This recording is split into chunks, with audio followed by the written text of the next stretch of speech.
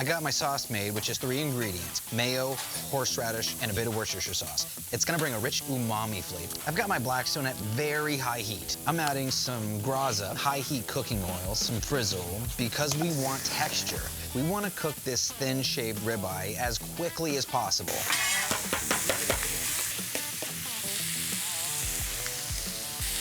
I'm gonna cook my onions and my peppers in just a little bit of butter, separate from my meat, because I want them to caramelize just a bit. I'm a sucker for good texture in a cheesesteak. Crispies go a long way.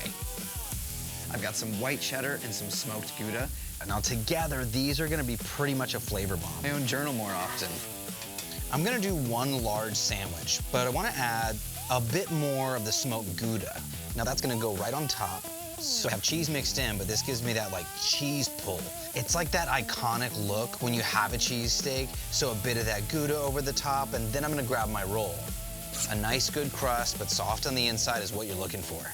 Should I sauce both sides since you're so saucy smart? Yes. Little sauce boss over there. Yeah, that's right. There you go. And now we're gonna let our bun steam over top of our meat and our cheese. So we're on like savory overload, umami overload here. If you're at home making a Philly cheesesteak, maybe it's not a Philly, maybe it's just a cheesesteak. I don't know that mine would cut the mustard. Okay. Thank you. Yes, sir.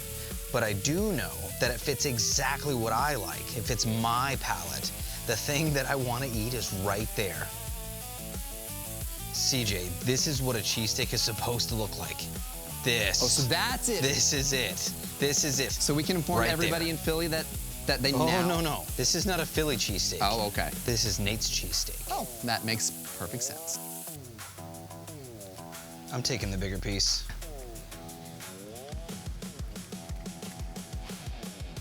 Far more beefy flavor. It's amazing. It's a different dining experience.